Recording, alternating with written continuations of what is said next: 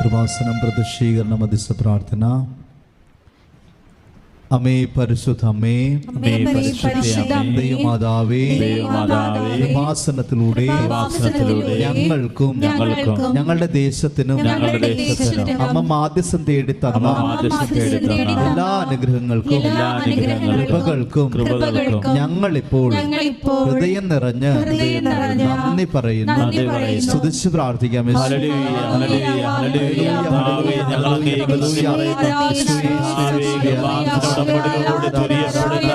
എല്ലാ ശ്രമങ്ങൾക്കും അനുഗ്രഹങ്ങൾക്കും സൗഖ്യങ്ങൾക്കും അത്ഭുതങ്ങൾക്കും ഞങ്ങൾ നന്ദി പറയുന്നു. Hallelujah, hallelujah, hallelujah. യേശുവേ നന്ദി, യേശുവേ നന്ദി, യേശുവേ ആരാധന. ഹല്ലേലൂയ, ഹല്ലേലൂയ, യേശുവേ, യേശുവേ, യേശുവേ. ഓ ദിവ്യമാ സ്നേഹമേ,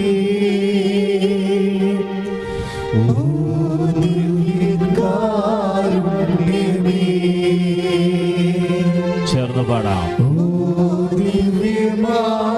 സ്നേഹമേ, ഓ ദിവ്യകാരുണ്യമേ, തിരുവത്താഴമേശയിലെ സമ്മാനമേ, തിരുവത്താഴമേശയിലെ സമ്മാനമേ,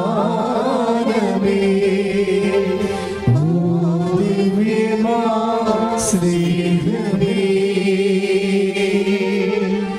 ഓ ദിവ്യകാരുണ്യമേ. ശ്രുതികട്ടെ. Hallelujah, hallelujah, hallelujah. യേശുവേ ആരാധന, യേശുവേ നന്ദി, കർത്താവേ സ്തോത്രം. കർത്താവേ ഉടമ്പടി എടുത്ത് പ്രാർത്ഥിക്കുന്ന മക്കൾ, കർത്താവേ ഓൺലൈനിൽ കണ്ട് ഉടമ്പടി എടുത്ത് പ്രാർത്ഥിക്കുന്നവർ,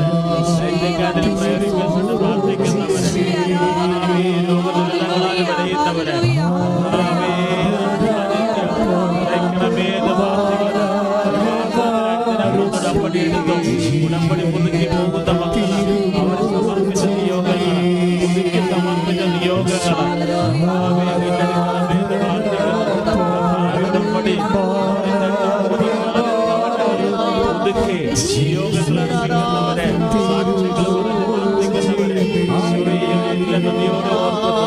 ഹല്ലേലൂയ, ഹല്ലേലൂയ, ഹല്ലേലൂയ.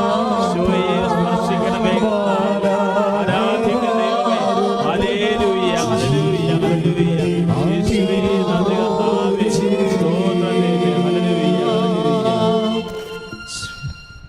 അമ്മേ പരിശുദ്ധ അമ്മേ, ദൈവമാതാവേ, 2004 ഡിസംബർ 7-ാം തീയതി ഉച്ച കഴിഞ്ഞ് 2:30 കൃപാസനത്തിൽ സംഭവിച്ച അമ്മയുടെ പ്രത്യക്ഷപ്പെടലിനെ കുറിച്ച് തിരുസഭയ്ക്ക് സമർപ്പിച്ചിരിക്കുന്ന പഠനരേഖകളുടെ വസ്തുനിഷ്ഠവും ദൈവശാസ്ത്ര വിധിപ്രകാരമുള്ളതുമായ അന്വേഷണ പഠനങ്ങൾ നടത്തി ആ പ്രത്യക്ഷപ്പെടലിലൂടെ പ്രകടമായ ദൈവമാതാവിന്റെ പ്രത്യേക കരുതലും സംരക്ഷണവും വെളിപ്പെടുത്തുന്ന പീഡിതരുടെ ആശ്വാസവും പ്രവാചകന്മാരുടെ രാജ്ഞിയും വാഗ്ദാനത്തിന്റെ പേടകവും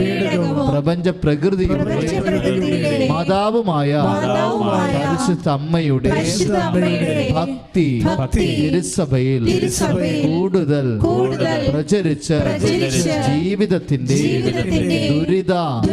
ദുരന്ത അവസ്ഥകളിൽ അകപ്പെട്ട് കഴിയുന്ന അനേകായിരം മക്കൾക്ക് ദൈവത്തിന്റെ സാന്നിധ്യവും സന്ധിപ്പും കൂടുതൽ അനുഭവിക്കുക വഴി ആത്മീയ വിശുദ്ധിയും ദൈവശക്തിയും കൈവരിക്കുവാൻ ഞങ്ങളുടെ കുടുംബങ്ങളെ ഇടയാക്കണമേ. സ്തുതിച്ച് പ്രാർത്ഥിക്കാം.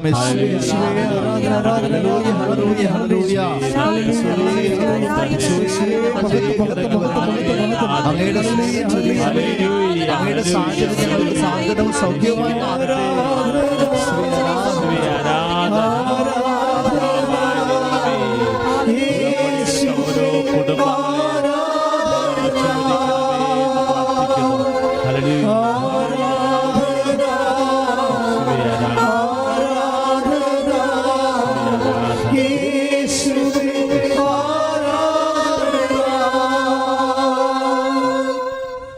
അമേ പരിശുദ്ധമേ, ഭൂസ്വർലോകങ്ങളുടെ രാജ്ഞിയായ അങ്ങേക്ക് ഭൗമ സംരക്ഷണത്തിനായി പ്രപഞ്ച പ്രകൃതിയെ തന്നെ തിരുസഭ പ്രതിഷ്ഠിക്കുവാൻ ഈ പ്രത്യക്ഷീകരണം വഴി ഇടയാക്കണമേ. പരിശുദ്ധമേ, ജപമാല മാതാവേ, സകല കൃപാസനം പ്രാർത്ഥനകളോട് ചേർത്ത് ഞങ്ങളിപ്പോൾ പ്രാർത്ഥിക്കുന്ന ഈ കുടുംബത്തിന്റെ ഏകനിയോഗവും ഓരോരുത്തരും അവരുടെ വ്യക്തിപരമായ ആവശ്യങ്ങൾ, നിയോഗങ്ങൾ, ഉടമ്പടി എടുത്ത നിയോഗങ്ങളും ഉടമ്പടിയെടുക്കാതിരിക്കുന്നവരും അല്ലാത്തവരും അവരുടെ വ്യക്തിപരമായ നിയോഗങ്ങളും സമർപ്പിച്ചുകൊണ്ട് പ്രാർത്ഥിക്കുക.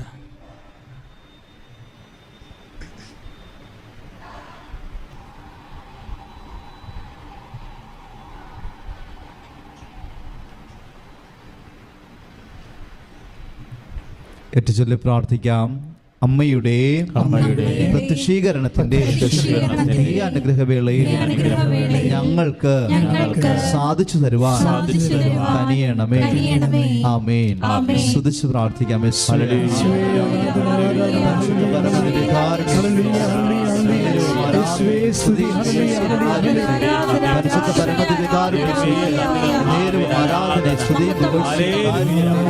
പ്രിയമുള്ളവരെ, അതീവ ഭക്തിയോടുകൂടി അതീവ ശ്രദ്ധയോടുകൂടിയാണ് നിങ്ങൾ ഈ ആരാധനയിൽ ഇപ്പോഴും പിന്നീട് വീണ്ടും ഈ ആരാധന കൂടുമ്പോഴും നിങ്ങൾ അതേപോലെയുള്ള ഒരു പ്രോഗ്രാം അറ്റൻഡ് ചെയ്യണ പോലെ ദൈവത്തിന് തോന്നരുത്. നമ്മളൊത്തിരി ഫങ്ഷൻ അറ്റൻഡ് ചെയ്യുന്ന ആൾക്കാരാണ്. മൊബൈലിൽ തന്നെ കുറേ അധികം വീഡിയോ നമ്മൾ കാണുന്നവർ. അങ്ങനെ കണ്ട് പോകുന്നൊരു വിഷയമായിട്ട് നിങ്ങൾ എടുക്കരുത്. കാര്യം കർത്താവിൻ്റെ വചനം ശുശ്രൂഷിക്കുന്ന എവിടെയായാലും അവിടെ പരിശുദ്ധാത്മാവിൻ്റെ നിറവുണ്ടാകും. ഞാനിപ്പോഴേ നമ്മളിങ്ങനെ ശ്രദ്ധിച്ചുകൊണ്ടിരിക്കുന്ന സമയത്ത് പെട്ടെന്ന് ഇരയെടുത്തിട്ട് തിരിഞ്ഞു നോക്കുന്ന ഒരു വലിയ കഴുകൻ്റെ, ശക്തനായ ഒരു കഴുകൻ്റെ രൂപം ദർശനത്തിൽ വന്നു. സുവിശേഷത്തിൻ്റെ ശക്തി ഒരു പ്രതീകം കഴുകനാണ്. അതായത് കർത്താവിൻ്റെ വചനം എന്താണ് ഉദ്ദേശിക്കുന്നത്, ആ ഏത് ശക്തിയെയാണ് വചനം നോട്ടമിട്ടിരിക്കുന്നത്, ഇരയാക്കണത്, അതിനെ നശിപ്പിച്ചിരിക്കുമെന്ന് കർത്താവ് മുൻകൂറെ നമ്മൾക്ക് ഒരു ആലോചന തന്നിരിക്കുകയാണ്. It is very great. അതായത് ഈശോ ഈ ആരാധനയുടെ ആദ്യ ഭാഗം പോലെ തന്നെ വളരെ ശ്രദ്ധയോടെ പരിശുദ്ധാത്മാവ് നിറവോടുകൂടി നമ്മുടെ കൂടെ നിൽക്കുന്നുണ്ട്. കാര്യം അമ്മയുടെ മധ്യസ്ഥമാണ് അതിൻ്റെ പ്രധാനപ്പെട്ട കാരണം. അമ്മ ജീവനോടെ പ്രത്യക്ഷപ്പെട്ട ഇടത്തിൽ ജ്വലിച്ചു നിൽക്കുന്ന ദിവ്യകാരുണ്യത്തിൻ്റെ നടുക്ക് നിന്നുകൊണ്ടാണ് കൃപാസനത്തിന് രണ്ട് കെരൂബുകളുടെ ഇടയിൽ നിന്ന് പിതാവായ ദൈവത്തിൻ്റെ സ്വരം വന്നതുപോലെ കർത്താവ് നമ്മളോട് സംസാരിക്കുന്നുവെന്നുള്ള ഒരു വലിയ ചിന്ത. അച്ഛനെ ഉപകരണമാക്കി കർത്താവ് നമ്മളോട് സംസാരിക്കുന്നു, നിന്നോട് സംസാരിക്കുന്നു. നിൻ്റെ ജീവിത വിഷയങ്ങളിലെ കർത്താവിൻ്റെ തീരുമാനം അറിയിക്കുന്നു. നിൻ്റെ ജീവിത തീരുമാനങ്ങളിലെ ഈ ഒരു ശുശ്രൂഷയിൽ നിന്നോട് കർത്താവിന് എന്തോ വലിയ കാര്യങ്ങൾ പറയാനുണ്ട്. ഇപ്പം കഴിഞ്ഞ ദിവസങ്ങളിൽ വന്ന ചില സാക്ഷ്യങ്ങൾ, അതായത് രസകരമായ കുറേ സാക്ഷ്യങ്ങൾ ഈ ദിവസങ്ങൾ ഇവിടെ പറഞ്ഞായിരുന്നു. പലതും മരിയ റെജി വൈറ്റില ഈ ആഴ്ചയിൽ വന്നൊരു നല്ല സാക്ഷ്യമാണ്. മരിയ റെജിയുടെ ജീവിതം എന്താണെന്ന് വെച്ച് കഴിഞ്ഞാൽ അവർ വൈറ്റിലക്കാരാണ്. അവർ 11 വർഷമായിട്ട് അവർക്ക് മക്കളില്ല.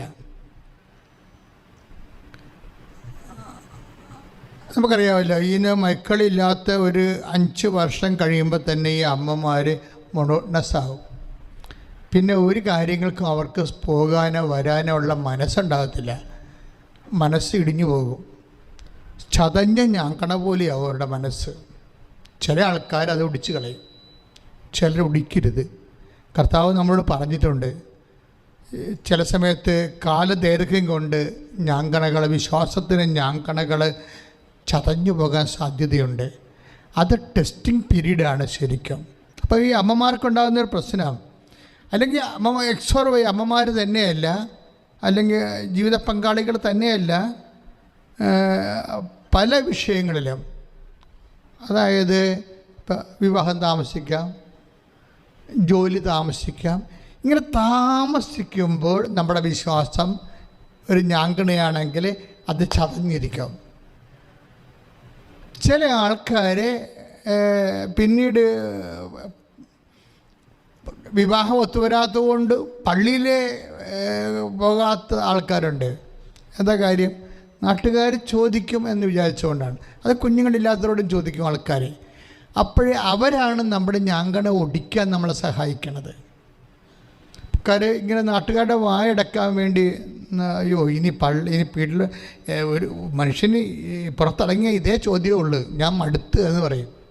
പലപാടും ചത്താ മതിയായിരുന്ന. ഇതാണ് ചതഞ്ഞ ഞാങ്കണ ഒടിക്കണമെന്ന് പറയണത്. ഈ മനുഷ്യൻ്റെ ജീവിതത്തിൽ ഇങ്ങനെ ഒരു സാധ്യതയുണ്ടെന്ന് ഈശോക്കറിയാമായിരുന്നു പണ്ടേ. മനുഷ്യന്മാരുടെ ജീവിതത്തിൽ ഇപ്പോൾ ജോലി കിട്ടാതെ വരുമ്പോൾ, കുറേ നാളുടെ ജോലി കിട്ടാതെ വരുമ്പോൾ അവിടെ വിശ്വാസത്തിന് ഞാങ്കണ ചതഞ്ഞ് വരും. അപ്പോഴാണ് നമ്മളെക്കാൾ റാങ്ക് കുറഞ്ഞ ആൾക്കാർ ജോലി വാങ്ങിച്ചുകൊണ്ട് അവിടെ ശമ്പളം വീട്ടിലെത്തുമ്പോൾ അവർ നമ്മുടെ മുമ്പിൽ കൂടി പത്രാസ നടക്കുമ്പോൾ നമ്മുടെ അമ്മ പറയും, നീയും അവനും നോക്ക്, വെറുതെ നടന്നിട്ട് വല്ല കാര്യമുണ്ട്, ഞാൻ അന്നേ പറഞ്ഞതല്ലേ. ഇതാണ് അമ്മ വന്ന് നമ്മുടെ ഞാങ്കണ അങ്ങോട്ട് കുടിച്ചു കളയും. വീട്ടിലുള്ള ആൾക്കാർക്ക് പിന്നെ അന്നേരം ഈ ഞാങ്കണ ഒടിക്കാൻ വേണ്ടി പിശാച് വിചരിക്കുന്ന ആൾക്കാരാണ്.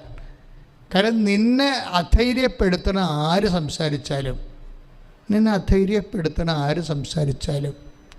നീ ശ്രദ്ധിക്കരുത്. ചിലപ്പോൾ ബന്ധുക്കളായിരിക്കാം. ഞാൻ ഈ സമയത്ത് ഓർക്കിയിരുന്നു ഈ ബന്ധുക്കളുടെയൊക്കെ അവസ്ഥ. ചില ആൾക്കാരുടെ വീട്ടിൽ അവിടെ വിശ്വാസം നഷ്ടപ്പെടുത്തുന്ന ബന്ധുക്കളാണ്. ഇപ്പം അമ്മയ്ക്കും ആ ഒരു അബദ്ധം പറ്റിയതാണ്. അമ്മ ഈശോനെ കാണാതെ വന്നപ്പോൾ ബന്ധുക്കളുടെ ഇടയിൽ ഉണ്ടാകുമെന്ന് പറഞ്ഞിട്ട് അന്വേഷിച്ച്. ബൈബിൾ അങ്ങനെ ഉണ്ടൊരു വശം ഇല്ലേ?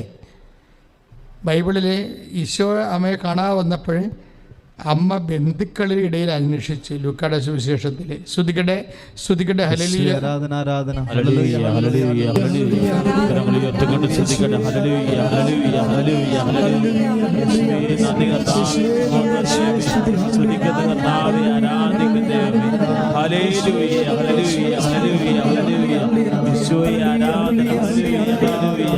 യേശുവേ ആരാധന, യേശുവേ ആരാധന. ലൂക്കാ സുവിശേഷം 2:44. അവൻ യാത്രാസംഘത്തിൻ്റെ കൂടെ കാണും എന്ന് വിചാരിച്ച് അവർ ഒരു ദിവസത്തെ വഴി പിന്നിട്ടു. ബന്ധുക്കളുടെയും പരിചയക്കാരുടെയും ഇടയിൽ അന്വേഷിച്ചിട്ട് കാണായികയാൽ യേശുവിനെ തിരക്കി അവർ ജെറുസലേമിലേക്ക് തിരിച്ചുപോയി. ഇതാണ് ബന്ധുക്കളുടെ ഇടയിൽ തിരക്കും. അതായത് ഇപ്പോഴും നമ്മളുടെ ജീവിതത്തിൽ എന്തെങ്കിലും ഒരു ഉത്കണ്ഠ ഇപ്പം അമ്മയ്ക്ക് ഉത്കണ്ഠ വന്നപ്പോഴല്ല, എൻ്റെ മകനെ ഉത്കണ്ഠയോടുകൂടി നിന്നെ അന്വേഷിച്ചെന്ന് പറഞ്ഞില്ലേ? ആ ഉത്കണ്ഠയോടുകൂടി ആദ്യം അന്വേഷിച്ചത് ബന്ധുക്കളുടെ ഇടയിൽ കാണാതെ വന്നതിന് ശേഷമാണ്. എന്ത് ഞാനിങ്ങനെ പറയണ കാര്യം വെച്ചാൽ, ചിലപ്പോൾ ഈ നമ്മൾ ഞാൻ ഈ കുറേ ദിവസങ്ങളായിട്ട് ചതഞ്ഞ ഞാങ്കണയെക്കുറിച്ച് പറയുന്നുണ്ട്. അത് കർത്താവ് എന്നോട് പറഞ്ഞിട്ടാണ് ഞാനത് പറയണത്. കാരണം ആകസ്മികമായിട്ട് ഞാൻ ചിന്തിച്ചെടുത്തതൊന്നുമല്ല. അതായത് മനുഷ്യൻ ഇന്ന് അനുഭവിക്കുന്ന പല വിഷയങ്ങളിൽ കോവിഡെല്ലാം കഴിഞ്ഞപ്പോൾ നമ്മുടെ വിശ്വാസവും പ്രാർത്ഥനാ ജീവിതമൊക്കെ നാട്ടുകാരെ ഒന്ന് ചതച്ച്, കോവിഡും ഒമിക്രോണും വന്ന് നമ്മുടെ വിശ്വാസം അതിന് ഞാങ്കണ ചതച്ചിട്ടുണ്ട് അല്ലേ? കോവിഡും ഒമിക്രോണും കൂടി വന്നിട്ട് നമ്മുടെ വിശ്വാസമാകുന്ന ഞാങ്കണ ചതച്ചിട്ടുണ്ട്. ഈ ചതഞ്ഞ ഞാങ്കണയാണ് വീട്ടുകാരും നാട്ടുകാരും കൂടി ഒടിച്ചിരിക്കണത്. അതിനെ അഥവാ നിന്നെക്കൊണ്ട് നിൻ്റെ വിശ്വാസം ഒടിപ്പിച്ചു. എന്ത് പ്രയോജനം? ഇത്രയും കാത്തിരുന്നിട്ട് എന്ത് പ്രയോജനം? ഞാൻ എന്താ ബന്ധുക്കൾ ഒടിയാൻ പറഞ്ഞതിൻ്റെ കാരണം വെച്ചാൽ, ഈ ബന്ധുക്കൾ മർക്കോസിൻ്റെ സുവിശേഷത്തിൽ വരുന്നുണ്ട്. കർത്താവിൻ്റെ ബന്ധുക്കൾ അവരെന്താ ചെയ്യണത്? കർത്താവിൻ്റെ അത്ഭുതപ്രവർത്തനങ്ങളെ കാണുമ്പോൾ അവന് ഭ്രാന്താണെന്ന് പറഞ്ഞ് അവനെ പിടിച്ചുകൊണ്ട് പോകാൻ വന്നത് ഈ മാതാവ് അന്വേഷിച്ച ബന്ധുക്കളാണ്. ഇതാണ് പ്രശ്നം. ഒരു പോസിറ്റീവായിട്ട് ഒരു പരിപാടിക്കില്ല അവർ. നിൻ്റെ ആൻറ്റിമാർ, പല ആൾക്കാരും ഡൈവേഴ്സ് നടത്തിയിരിക്കുന്ന ആരാണ്? ആൻറ്റിമാരാണ്. ഉറപ്പില്ലേ? അതായത് പല ആൾക്കാർക്കും ലൈൻ ഒപ്പിച്ചു കൊടുത്തിരിക്കുന്ന ആരാണ്? ആൻറ്റിമാരാണ്. നമ്മൾ ഓരോരുത്തരുടെ പ്രണയക്കുരുക്കിൽ ചെന്ന് അടിച്ചിരിക്കുന്ന അമ്മയുടെ അനിയത്തിയുടെ മക്കൾ, കസിൻസ്, ഇങ്ങനെയൊക്കെ കുറേ ആൾക്കാരാണ്. ഈ ആൾക്കാർക്ക് വിശ്വാസ ജീവിതത്തിൽ എപ്പോഴും നമ്മൾ ശ്രദ്ധിക്കണം. നമ്മുടെ വിശ്വാസ ജീവിതം നമ്മൾ ആർക്കും വേണ്ടി റെഫറൻസ് പേഴ്സണെ വെക്കരുത്. പ്രാർത്ഥിക്കുക, കർത്താവായ ദൈവമേ, എൻ്റെ വിശ്വാസ ജീവിതത്തിലെ പലപ്പോഴും എൻ്റെ ദുഃഖാനുഭവങ്ങൾ കാരണം വിശ്വാസം ചതഞ്ഞ് ഞാങ്ങണ പോലെ വരുമ്പോഴേ ഐശയ്യാ 42:3 അനുസരിച്ചുകൊണ്ട് അത് ഒടിക്കാതിരിക്കുവാൻ എനിക്ക് പ്രത്യേക പരിശുദ്ധാത്മാവിന്റെ നിറവും ശക്തിയും നൽകണം.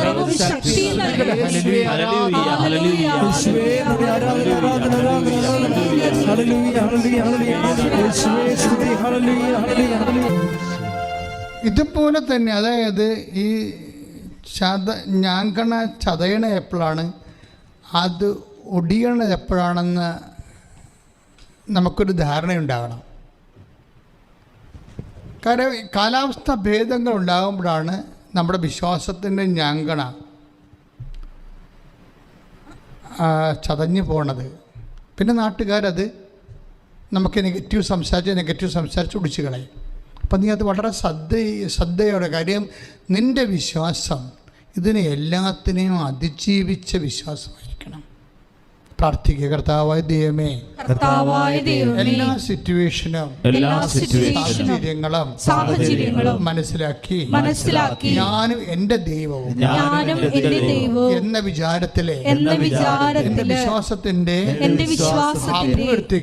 അഭിവൃദ്ധിക്കും അതുപോലെ തന്നെ ക്ഷയത്തിനും കർത്താവേ ഞാൻ തന്നെയാണ് അതിന്റെ ഉത്തരവാദി എന്നുള്ള രഹസ്യം മനസ്സിലാക്കി കർത്താവേ പ്രതികൂല സാഹചര്യങ്ങളിൽ ജാഗ്രതയോട് ജീവിക്കാൻ എന്നെ സഹായിക്കണം.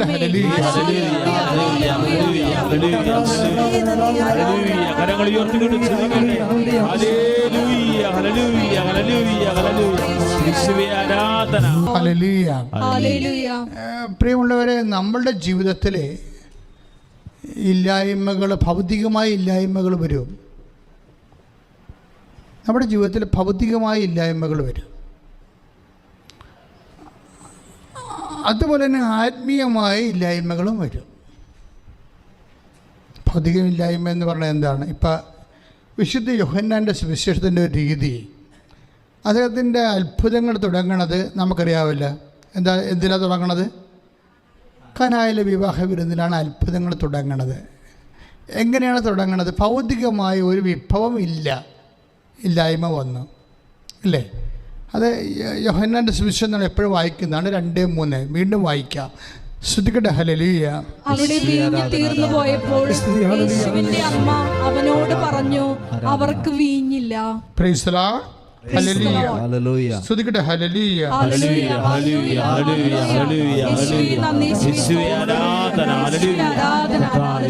അതായത് നമ്മൾ അടുത്ത വചനം വരണത് ഇപ്പം ഭൗതികമായ സാഹചര്യങ്ങൾ ഇല്ലാത്ത കുറേ സാഹചര്യങ്ങൾ ബൈബിളിലുണ്ട്. ഇല്ലായ്മ യോഹന്നാൻ്റെ ഒരു പ്രധാന പ്രമേയമാണ് ഇല്ലായ്മ. അവസാനം യോഹന്നാൻ്റെ സുവിശേഷം അവസാനത്തെ അത്ഭുതം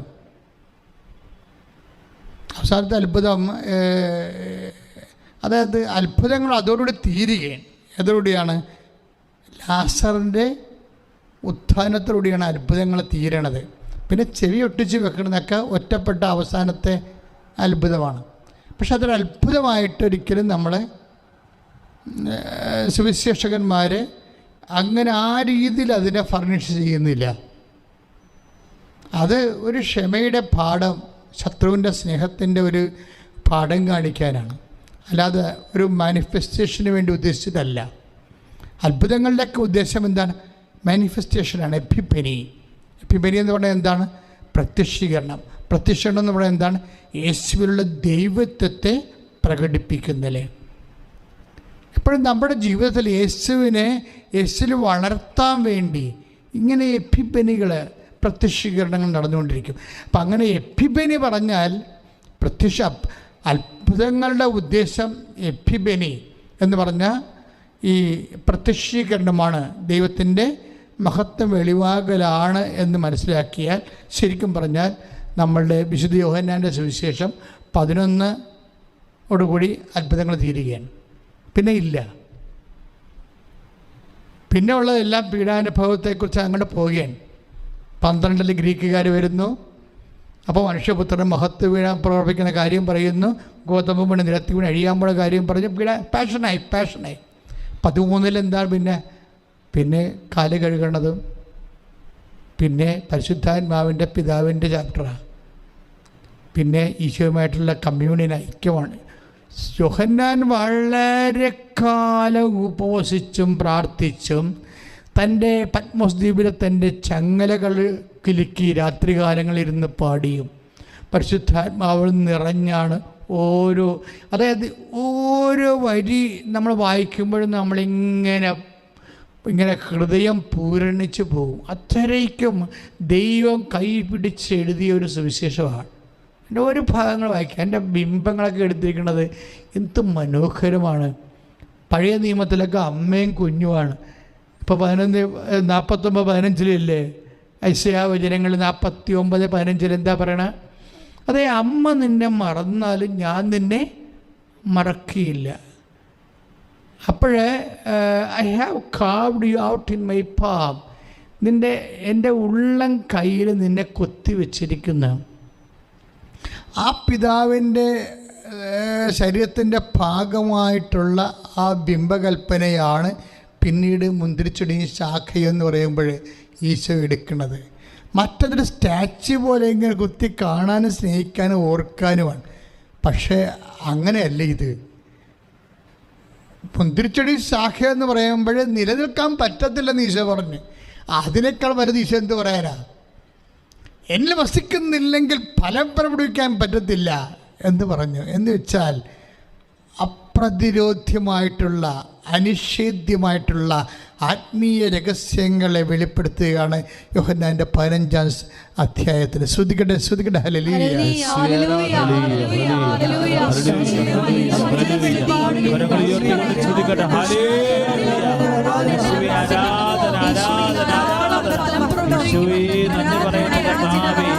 യോഹന്നാൻ്റെ സുവിശേഷത്തിൽ അവസാനം വരുമ്പോഴേ ആദ്യം വീഞ്ഞില്ല, ഭൗതിക വിഭവങ്ങളില്ല എന്നൊക്കെ പറഞ്ഞ് തുടങ്ങുന്ന സുവിശേഷം അവസാനം ഒരു മനുഷ്യൻ്റെ ജീവിതത്തിൽ വീഞ്ഞും അതുപോലെ തന്നെ ഉള്ള ആരുമില്ലാത്ത അവസ്ഥകളൊക്കെ ഉണ്ടല്ലോ.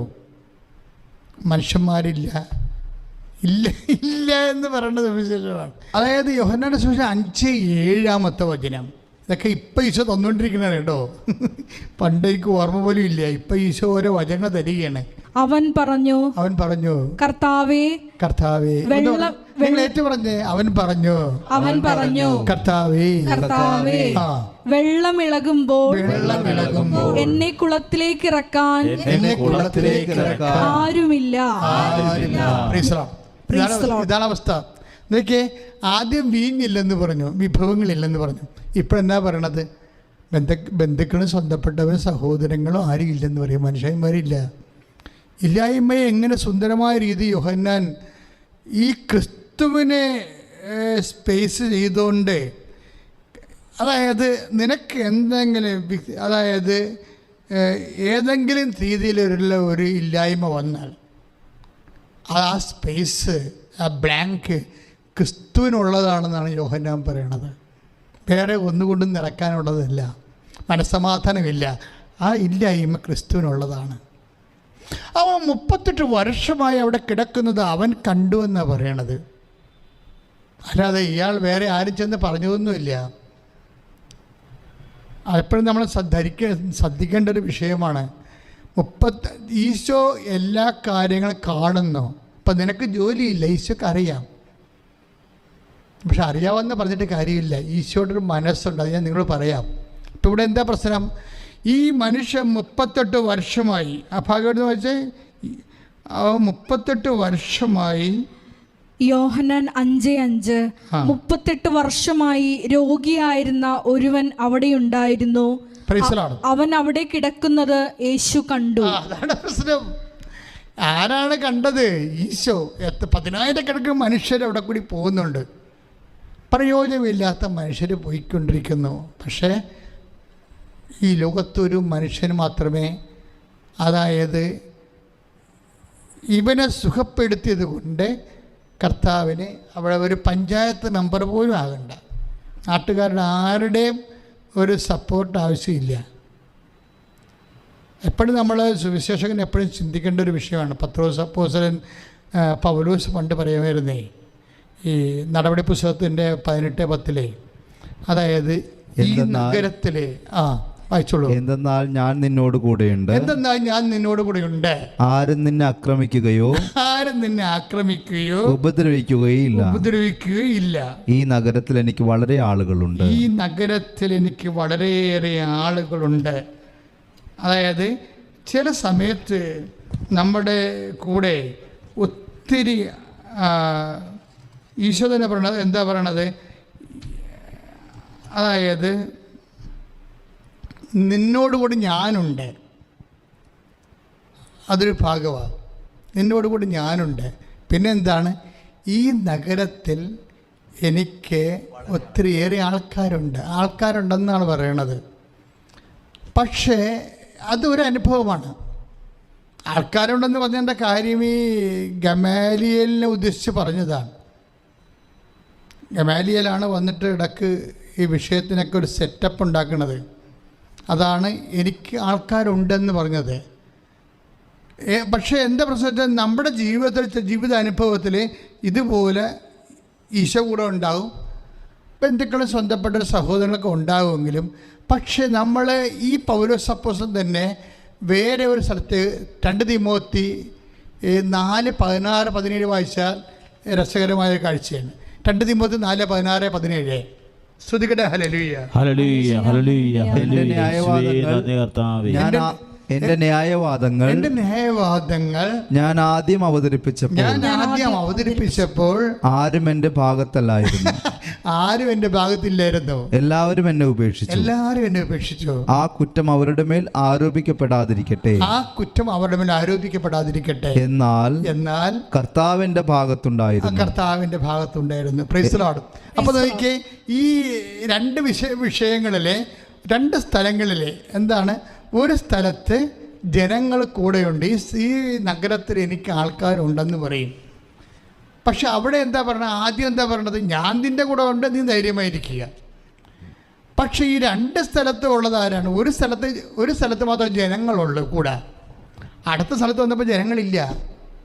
എല്ലാവരും എന്നെ കൈയൊഴിഞ്ഞെന്നാണ് പൗലോസ് പറയണത്. എല്ലാവരും എന്നെ കൈയൊഴിഞ്ഞു. പക്ഷേ ആരാണ്? കർത്താവ് എൻ്റെ കൂടെ ഉണ്ടായി. അപ്പോൾ 2 സ്ഥലത്തും ഉള്ളതാരാ? കർത്താവാണ്. 2 സ്ഥലത്തും ഉള്ളതാരാ? കർത്താവാണ്. ഇപ്പോൾ 2 സ്ഥലത്ത് ഉള്ള ആളെയാണ് നമ്മൾ നമ്പി നിൽക്കേണ്ടത് എപ്പോഴും. ചില ആൾക്കാർ ജനങ്ങൾ എന്ന് പറഞ്ഞുകൊണ്ട് ജനങ്ങൾക്ക് വേണ്ടി മക്കൾ, ചില അമ്മമാരല്ലേ പള്ളിപ്പോലും പോകത്തില്ല. എന്താ മക്കൾ? എനിക്കൊരു ഒരു അമ്മനെ എനിക്കറിയാം. അവർ എപ്പോൾ നോക്കിയാണ് ഇതാ കർത്താവിൻ്റെ, ഇതാ ദൈവത്തിൻ്റെ കുഞ്ഞാടെന്ന് പറയുമ്പോൾ അവർ ചാടി വീട്ടിൽ പോകും. എന്താ പറഞ്ഞാൽ അത് അവർ കുമ്പസാരിക്കുകയല്ല, കുർബാന സ്വീകരിക്കണമല്ല പ്രശ്നം. കുർബാന സ്വീകരിക്കാൻ വേണ്ടി നിന്നാൽ അത്രയും സമയം പോകത്തില്ലേ? അവരുടെ ഉദ്ദേശം, അവർക്ക് ഒരു കൊച്ചു ജനിച്ചിട്ടുണ്ട്, 3ാമത്തെ കുഞ്ഞ്, 2 പെൺകുഞ്ഞ്, പിന്നെ ഒരു ആൺകുഞ്ഞ് ജനിച്ചു കഴിഞ്ഞപ്പോൾ ഏതാണ്ട് ദൈവം അതിന് കൊടുക്കുന്ന പ്രാധാന്യമാണ് പിന്നീട് അവർക്ക് കൊടുക്കുന്നത്. എന്താ കാര്യം വെച്ചാൽ 2 പെൺകുഞ്ഞുങ്ങളെയും കെട്ടിച്ച് വരണ്ടേ? പക്ഷേ എൻ്റെ കൂടെ ജീവിക്കണ ആൺകുഞ്ഞല്ലേ ജീവിക്കത്തുള്ളൂ.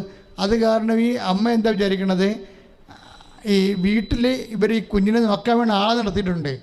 പക്ഷേ കുഞ്ഞ് ഉണർന്ന് വന്ന സമയത്ത് എങ്ങാനും പാലെടുത്ത് അവൾ കൊച്ചിന് കൊടുക്കാതിരിക്കാൻ വേണ്ടിയാണ് ഇവരിവിടുന്ന് ഓടുന്നത്. കുർബാനയെ സ്വീകരിക്കാതെ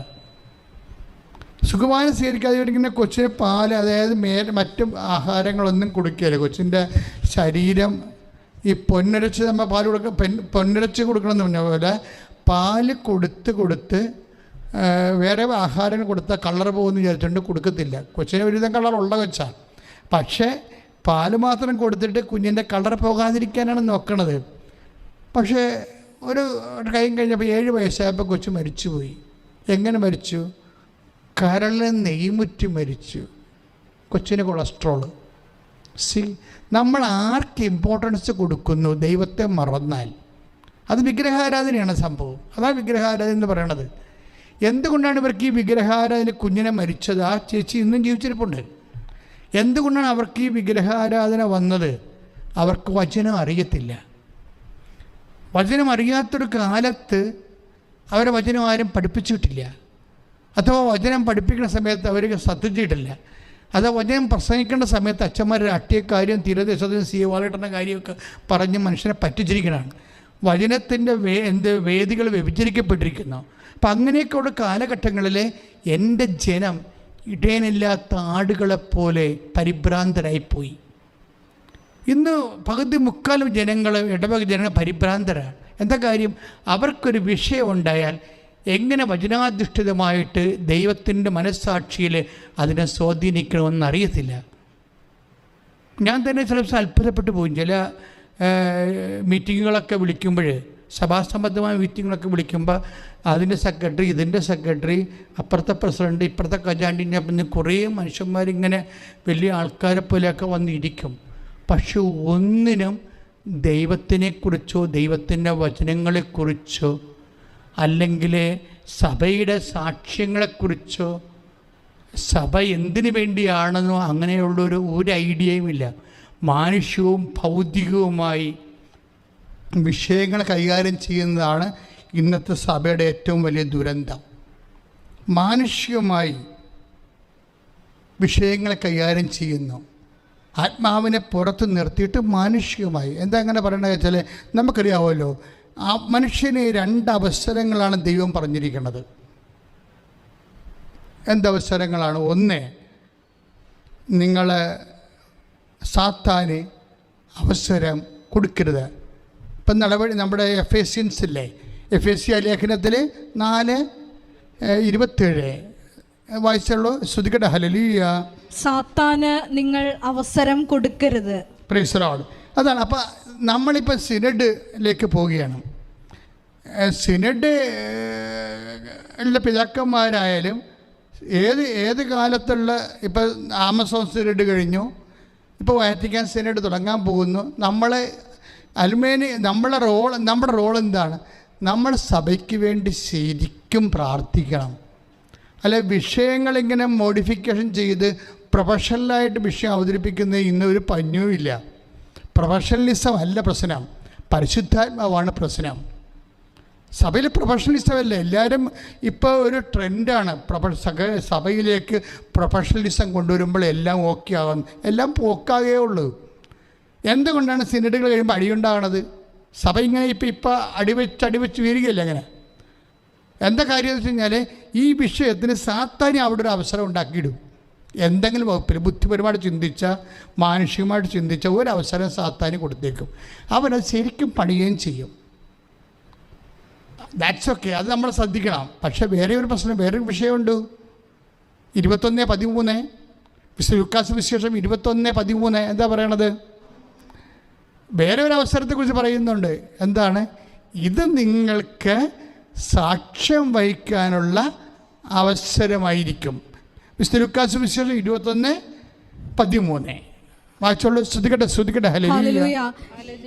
വലിയ ഭൂകമ്പങ്ങളും പല സ്ഥലങ്ങളിലും ക്ഷാമവും പകർച്ചവ്യാധികളും ഉണ്ടാകും. ഭീകര സംഭവങ്ങളും ആകാശത്തിൽ നിന്ന് വലിയ അടയാളങ്ങളും ഉണ്ടാകും. ഇവയ്ക്കെല്ലാം മുമ്പ് അവർ നിങ്ങളെ പിടികൂടുകയും പീഡിപ്പിക്കുകയും ചെയ്യും. അവരുടെ സിനഗോഗുകളിലും കാരാഗൃഹങ്ങളിലും നിങ്ങളെ ഏൽപ്പിച്ചു കൊടുക്കും. എൻ്റെ നാമത്തെ പ്രതി രാജാക്കന്മാരുടെയും ദേശാധിപതികളുടെയും മുൻപിൽ അവർ നിങ്ങളെ കൊണ്ടുചെല്ലും. നിങ്ങൾക്ക് ഇത് സാക്ഷ്യം നൽകുന്നതിനുള്ള അവസരമായിരിക്കും. ഇത് നിങ്ങൾക്ക് സാക്ഷ്യം നൽകുന്നതിനുള്ള അവസരമായിരിക്കും. ഇപ്പം നമ്മൾ സിസ്റ്റർ സ്റ്റെഫിയെ, അഫയ കേസിൽ സ്റ്റെഫിയെ ഞാൻ കണ്ടുള്ളൂ. സിസ്റ്റർ മനസ്സിൽ പോലും വിചാരിക്കാത്ത രീതിയിൽ അതിനുള്ള ക്വാളിഫിക്കേഷൻ ഇല്ലാത്തവരെ ഇത് ടെസ്റ്റ് ചെയ്തിട്ട് ചെയ്യുമ്പോഴും സിസ്റ്റർ എന്താ ചെയ്യണത്? ആ കുരിശിലിങ്ങനെ മുത്തിക്കൊണ്ടിരിക്കും. ഞങ്ങൾക്ക് അഭിഷിക്തർക്കായാലും സമർപ്പിതർക്കായാലും ദൈവത്തിൻ്റെ ആൾക്കാർക്കായാലും മുത്താനൊരു ഇടമുണ്ട്. അത്രയും മനസ്സിലാക്കിയാൽ മതി ലോകം. പങ്കപിതാവാണെങ്കിലും ആ കുരിശ് കഴുത്തിൽ നിന്ന് കളയാതെ പുഞ്ചിരിച്ചുകൊണ്ടാണ് നടക്കുന്നത്. ഏതെങ്കിലും ഒരു മുഖം, എല്ലാവരും ഇങ്ങനെ പ്രതികളെ നോക്കിക്കോ. എല്ലാ പ്രതികളും നോക്കുമ്പോൾ അവർ കറുത്ത മുണ്ടെടുത്ത് പോലീസിനെ കാണുമ്പോൾ ഇങ്ങനെ ഒളിച്ച് കളിച്ച് 2 കണ്ണും പൊത്തി no, we will not do it. എല്ലാവരുടെ മുമ്പിലും പുഞ്ചിരിയോടുകൂടി. എന്താണ് സ്വർഗത്തിൽ എന്താണ് തീരുമാനിച്ചിരിക്കുന്നത് അത് ഭൂമിയിലുണ്ടായാൽ മതി. അതാണ് സ്വർഗസ്ഥനായ പിതാവ് എന്നുള്ള പ്രാർത്ഥന. പിതാവ് ആ പ്രാർത്ഥന സിമ്പിളാണത്. സ്വർഗത്തിൻ്റെ ന്യായാസനത്തിൽ നടക്കുന്ന കാര്യങ്ങൾ ഭൂമിയിലും നടക്കണം, അത്രേ ഉള്ളൂ. സ്വർഗസ്ഥനായ പിതാവിൻ്റെ പ്രാർത്ഥന ജീവിതത്തിൻ്റെ വിഷയം ഉണ്ടാകുമ്പോൾ ഒരു അഭിഷിക്തൻ്റെ പ്രാർത്ഥനയിൽ ചുരുക്കമാണത്. അത് ഞാൻ പറഞ്ഞു വരുന്നതിൻ്റെ അർത്ഥം, ഇങ്ങനെ വ്യത്യസ്തമായ കാലം ഉണ്ടാകുമ്പോൾ ഇതൊക്കെ എന്താണ്? ഈ 21:13 വിശുദ്ധ ലൂക്കാസ് സുവിശേഷം 21:13 സാംക്രമിക രോഗം ഉണ്ടാകും, കോവിഡ് ഉണ്ടാകും, അതുപോലെ ഒമിക്രോൺ ഉണ്ടാകും. ഇങ്ങനെയൊക്കെ ഇത് എന്താണ്?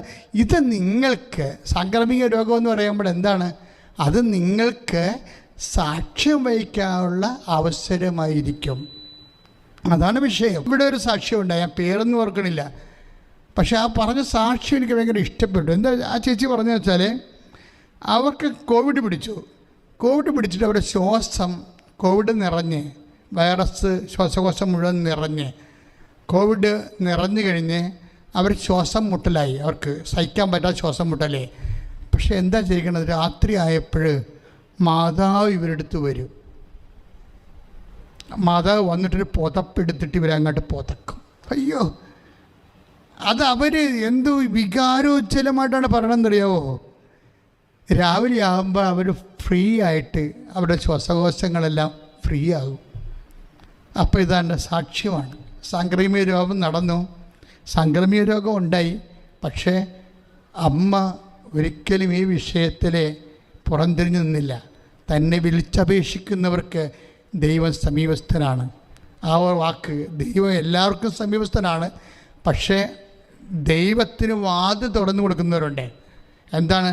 തന്നെ വിളിച്ചപേക്ഷിക്കുന്നവർക്ക് ദൈവം സമീപസ്ഥനാണ്. ശ്രുതികടെ hallelujah, hallelujah, hallelujah, hallelujah, hallelujah, യേശുവേ ആരാധന, ആരാധന, ആരാധന, ഹല്ലേലൂയ, ഹല്ലേലൂയ, ഹല്ലേലൂയ, ഹല്ലേലൂയ, സങ്കീർത്തനം 18 തിരുവചനം. സങ്കീർത്തനം 145:18.